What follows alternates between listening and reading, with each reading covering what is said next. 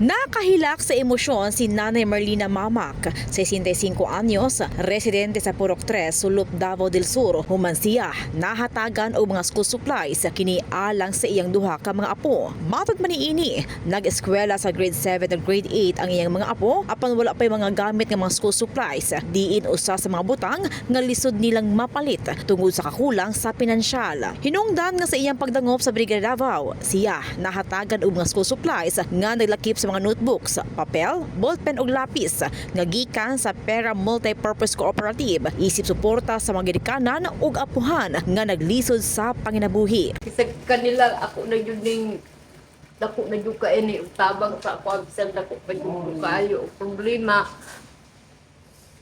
kay ako mga ako wala yung laing makuanan kay ako gignapan yung ko sa ospital wa pa yun may kagawas. Gusto na silang eskwela na ning kamot yun ko nga baka eskwela yun silang duha.